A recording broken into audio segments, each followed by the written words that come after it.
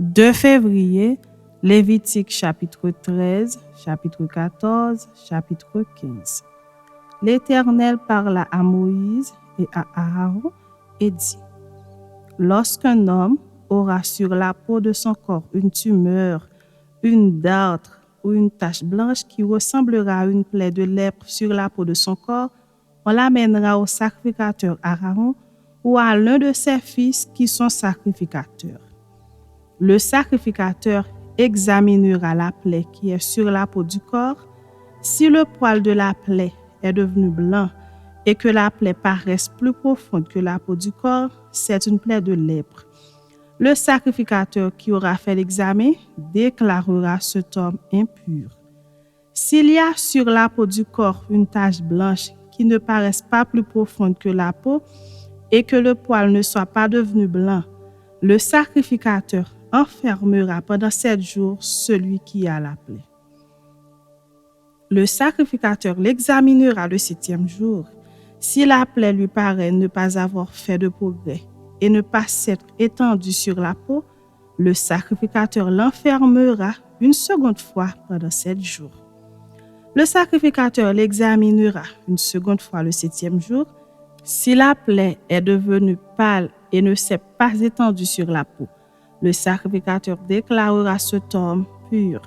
C'est une dartre, il lavera ses vêtements et il sera pur.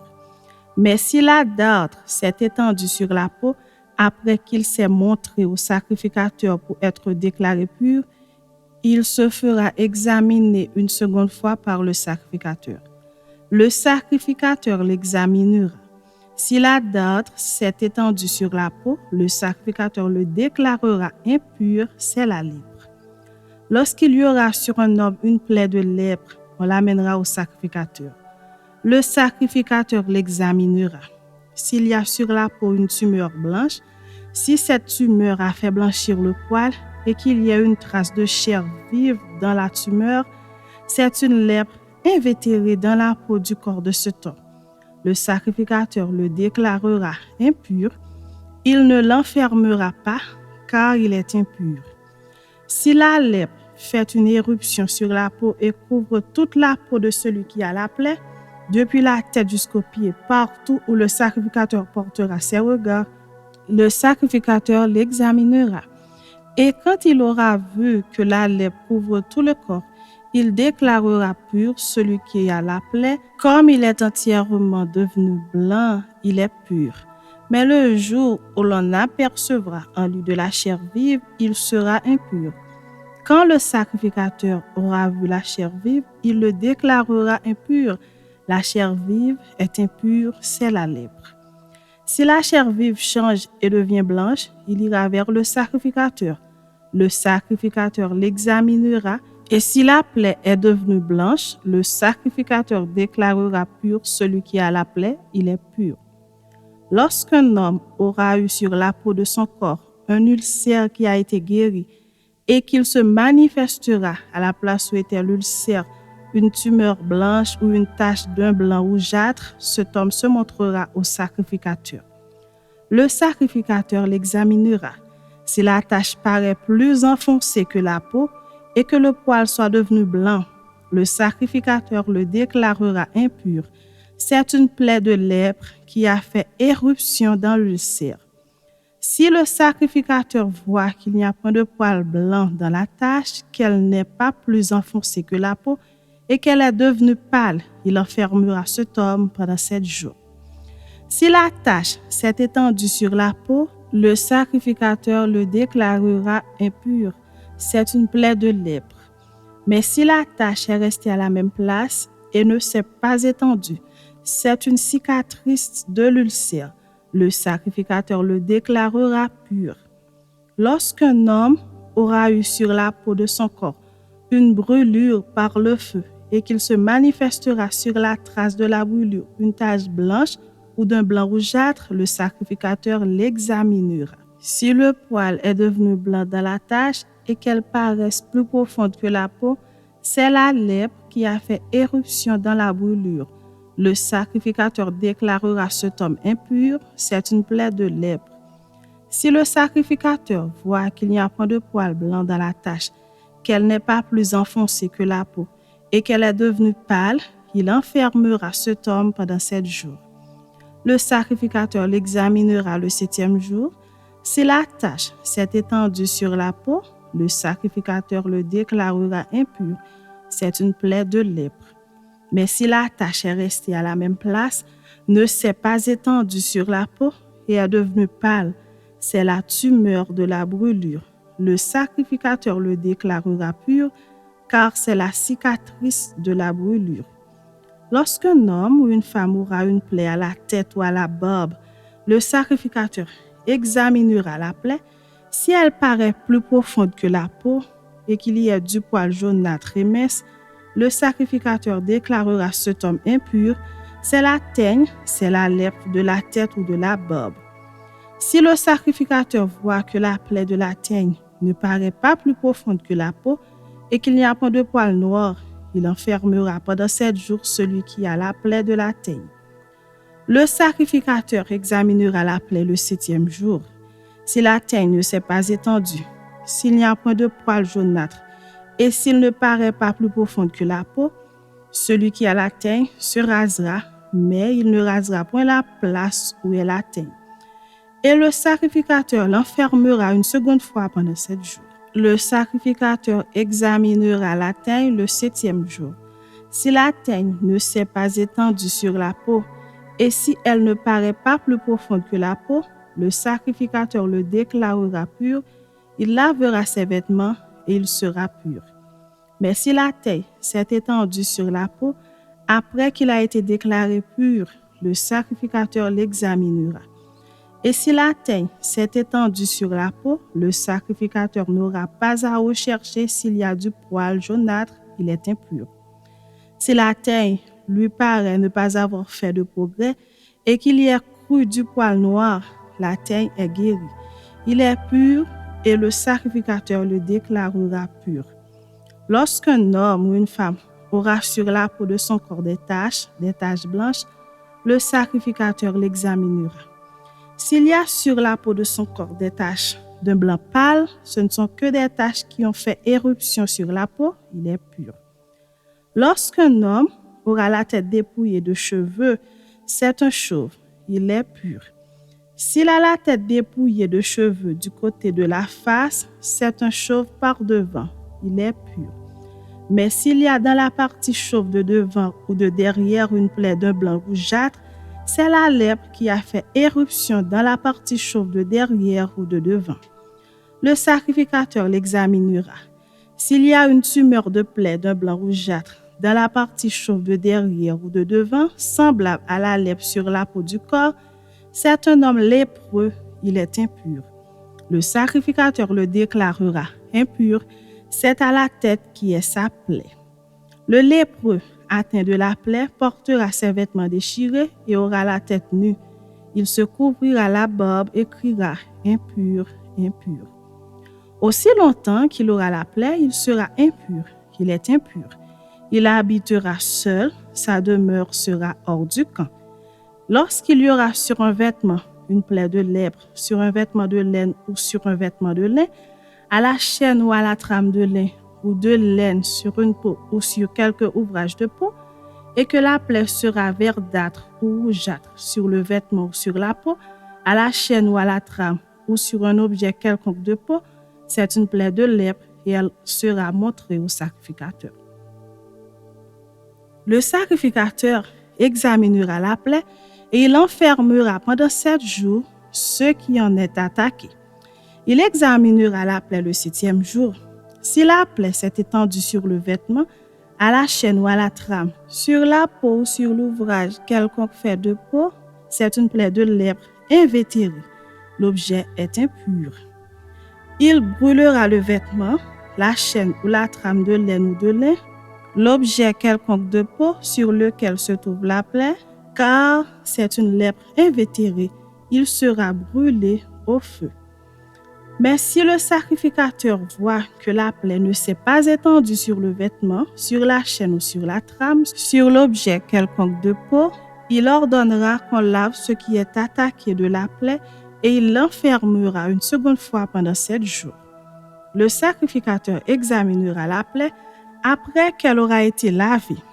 Si la plaie n'a pas changé d'aspect et ne s'est pas étendue, l'objet est impur. Il sera brûlé au feu, c'est une partie de l'endroit ou de l'envers qui a été rongée.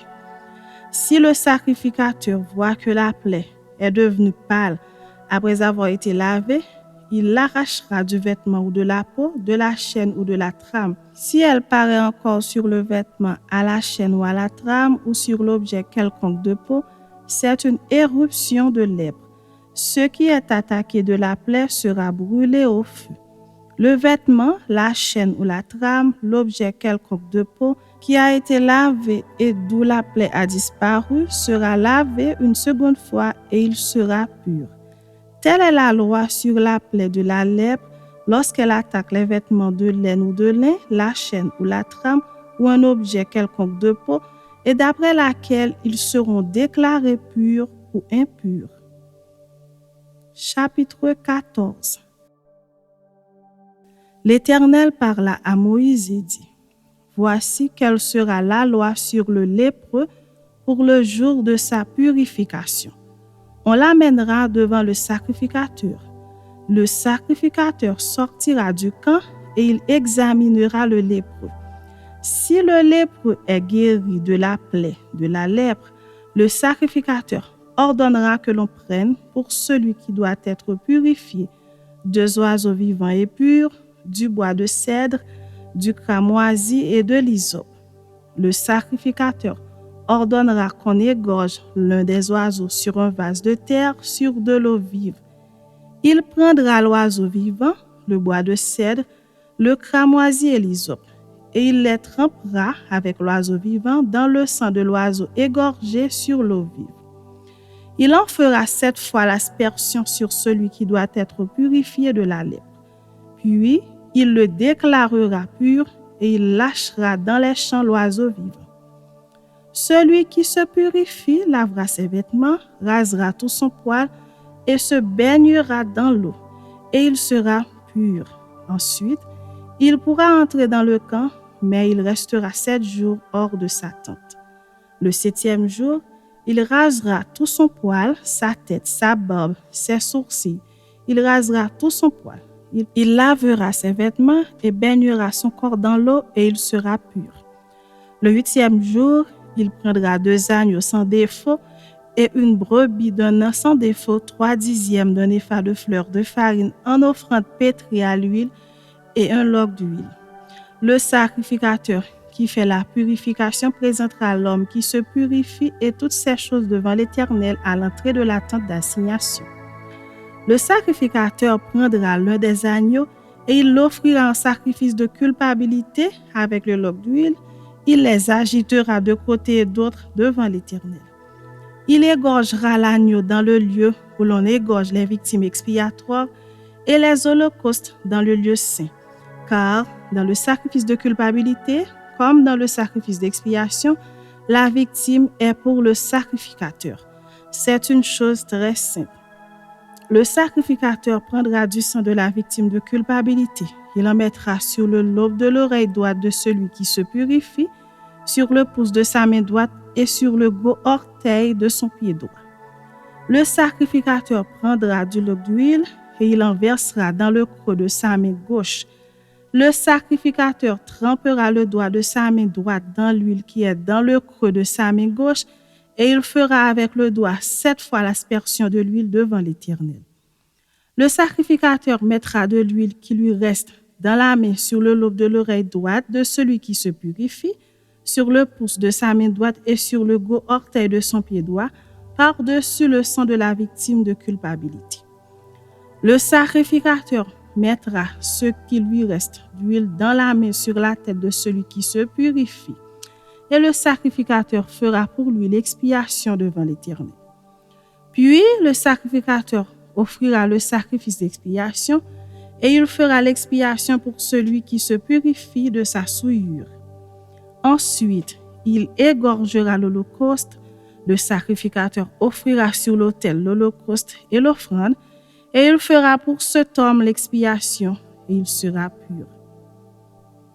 S'il est pauvre et que ses ressources soient insuffisantes, il prendra un seul agneau qui sera offert en sacrifice de culpabilité après avoir été agité de côté et d'autre et avec lequel on fera pour lui l'expiation. Il prendra un seul dixième de fleur de farine pétrie à l'huile pour l'offrande et un loc d'huile. Il prendra aussi 2 tourterelles ou 2 jeunes pigeons selon ses ressources, l'un pour le sacrifice d'expiation, l'autre pour l'holocauste. Le 8e jour, il apportera pour sa purification toutes ces choses au sacrificateur à l'entrée de la tente d'assignation devant l'Éternel. Le sacrificateur prendra l'agneau pour le sacrifice de culpabilité et le loc d'huile, et il les agitera de côté et d'autre devant l'Éternel. Il égorgera l'agneau du sacrifice de culpabilité. Le sacrificateur prendra du sang de la victime de culpabilité. Il en mettra sur le lobe de l'oreille droite de celui qui se purifie, sur le pouce de sa main droite et sur le gros orteil de son pied droit. Le sacrificateur versera de l'huile dans le creux de sa main gauche. Le sacrificateur fera avec le doigt de sa main droite 7 fois l'aspersion de l'huile qui est dans sa main gauche devant l'Éternel. Le sacrificateur mettra de l'huile qui est dans sa main sur le lobe de l'oreille droite de celui qui se purifie, sur le pouce de sa main droite et sur le gros orteil de son pied droit, à la place où il a mis du sang de la victime de culpabilité. Le sacrificateur mettra ce qui lui reste d'huile dans la main sur la tête de celui qui se purifie, afin de faire pour lui l'expiation devant l'Éternel. Puis, il offrira l'une des tourterelles ou l'un des jeunes pigeons qu'il a pu se procurer, l'un en sacrifice d'expiation, l'autre en holocauste avec l'offrande. Et le sacrificateur fera pour celui qui se purifie l'expiation devant l'Éternel. Telle est la loi pour la purification de celui qui a une plaie de lèpre et dont les ressources sont insuffisantes. L'Éternel parla à Moïse et à Aaron et dit: « Lorsque vous serez entrés dans le pays de Canaan, dont je vous donne la possession, si je mets une plaie de lèpre sur une maison du pays que vous posséderez, celui à qui appartiendra la maison ira le déclarer au sacrificateur et dira: « J'aperçois comme une plaie dans ma maison. » Le sacrificateur, avant d'y entrer pour examiner la plaie, ordonnera qu'on vide la maison afin que tout ce qui y est ne devienne pas impur. Après cela, le sacrificateur entrera pour examiner la maison. Le sacrificateur examinera la plaie. S'il voit qu'elle offre sur les murs de la maison des cavités verdâtres ou rougeâtres paraissant plus enfoncées que le mur, il sortira de la maison et quand il sera à la porte, il fera fermer la maison pour 7 jours. Le sacrificateur y retournera le 7e jour. S'il voit que la plaie s'est étendue sur les murs de la maison, il ordonnera qu'on ôte les pierres attaquées de la plaie et qu'on les jette hors de la ville dans un lieu impur. Il fera racler tout l'intérieur de la maison et l'on jettera hors de la ville dans un lieu impur la poussière qu'on aura raclée. On prendra d'autres pierres que l'on mettra à la place des premières et l'on prendra d'autres mortiers pour recrépir la maison. Si la plaie revient et fait éruption dans la maison, après qu'on a ôté les pierres, raclé et recrépi la maison, le sacrificateur y retournera. S'il voit que la plaie s'est étendue dans la maison, c'est une lèpre invétérée dans la maison, elle est impure. On abattra la maison, les pierres, le bois et tout le mortier de la maison, et l'on portera ces choses hors de la ville dans un lieu impur. Celui qui sera entré dans la maison pendant tout le temps qu'elle était fermée sera impur jusqu'au soir. Celui qui aura couché dans la maison lavera ses vêtements. Celui qui aura mangé dans la maison lavera aussi ses vêtements. Si le sacrificateur qui est retourné dans la maison voit que la plaie ne s'est pas étendue après que la maison a été recrépie, il déclarera la maison pure car la plaie est guérie. Il prendra pour purifier la maison 2 oiseaux, du bois de cèdre, du cramoisi et de l'hysope. Il égorgera l'un des oiseaux sur un vase de terre sur de l'eau vive. Il prendra le bois de cèdre, l'hysope, le cramoisi et l'oiseau vivant. Il les trempera dans le sang de l'oiseau égorgé et dans l'eau vive, et il en fera 7 fois l'aspersion sur la maison. Il purifiera la maison avec le sang de l'oiseau, avec de l'eau vive, avec l'oiseau vivant, avec le bois de cèdre, l'hysope et le cramoisi. Il lâchera l'oiseau vivant hors de la ville, dans les champs. C'est ainsi qu'il fera pour la maison l'expiation, et elle sera pure. Telle est la loi pour toute plaie de lèpre et pour la teigne, pour la lèpre des vêtements et des maisons, pour les tumeurs, les dartres et les taches. Elle enseigne quand une chose est impure et quand elle est pure. Telle est la loi sur la lèpre. Chapitre 15. L'Éternel parla à Moïse et à Aaron et dit: Parlez aux enfants d'Israël et dites-leur: Tout homme qui a une gonorrhée est par là même impur. C'est à cause de sa gonorrhée qu'il est impur. Que sa chair laisse couler son flux ou qu'elle le retienne, il est impur. Tout lit sur lequel il couchera sera impur, et tout objet sur lequel il s'assiera sera impur. Celui qui touchera son lit lavera ses vêtements, se lavera dans l'eau et sera impur jusqu'au soir. Celui qui s'assiera sur l'objet sur lequel il s'est assis lavera ses vêtements, se lavera dans l'eau et sera impur jusqu'au soir. Celui qui touchera sa chair lavera ses vêtements, se lavera dans l'eau et sera impur jusqu'au soir. S'il crache sur un homme pur, cet homme lavera ses vêtements, se lavera dans l'eau et sera impur jusqu'au soir. Toute monture sur laquelle il s'assiera sera impure.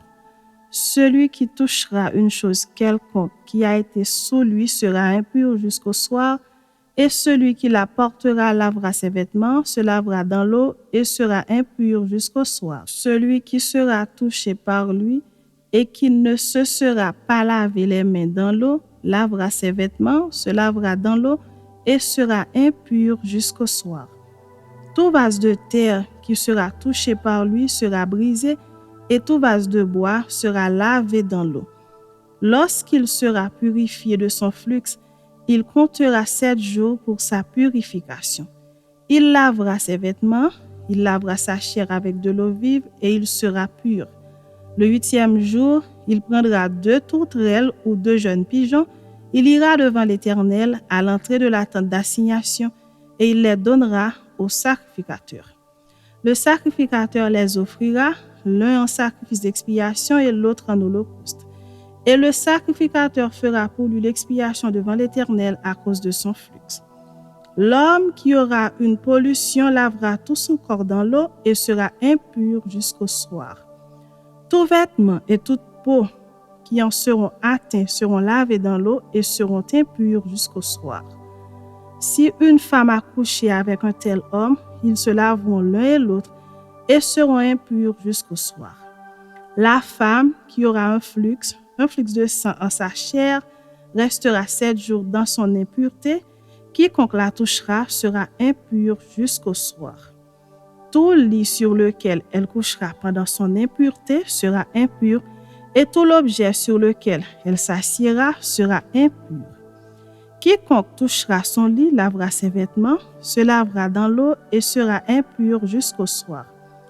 Quiconque touchera un objet sur lequel elle s'est assise lavera ses vêtements, se lavera dans l'eau et sera impur jusqu'au soir. S'il y a quelque chose sur le lit ou sur l'objet sur lequel elle s'est assise, celui qui la touchera sera impur jusqu'au soir. Si un homme couche avec elle et que l'impureté de cette femme vienne sur lui, il sera impur pendant 7 jours, et tout lit sur lequel il couchera sera impur. La femme qui aura un flux de sang pendant plusieurs jours hors de ses époques régulières ou dont le flux durera plus qu'à l'ordinaire sera impure tout le temps de son flux comme au temps de son indisposition menstruelle. Tout lit sur lequel elle couchera pendant la durée de ce flux sera comme le lit de son flux menstruel, et tout objet sur lequel elle s'assiera sera impur comme lors de son flux menstruel. Quiconque les touchera sera souillé. Il lavera ses vêtements, se lavera dans l'eau et sera impur jusqu'au soir. Lorsqu'elle sera purifiée de son flux, elle comptera 7 jours après lesquels elle sera pure. Le 8e jour, elle prendra 2 tourterelles ou de jeunes pigeons et elle les apportera au sacrificateur à l'entrée de la tente d'assignation. Le sacrificateur offrira l'un en sacrifice d'expiation et l'autre en holocauste. Et le sacrificateur fera pour elle l'expiation devant l'Éternel à cause du flux qui la rendait impure. Vous éloignerez les enfants d'Israël de leurs impuretés, de peur qu'ils ne meurent à cause de leurs impuretés s'ils souillent mon tabernacle qui est au milieu d'eux. Telle est la loi pour celui qui a une gonorrhée ou qui est souillé par une pollution, pour celle qui a son flux menstruel, pour l'homme ou la femme qui a un flux et pour l'homme qui couche avec une femme impure.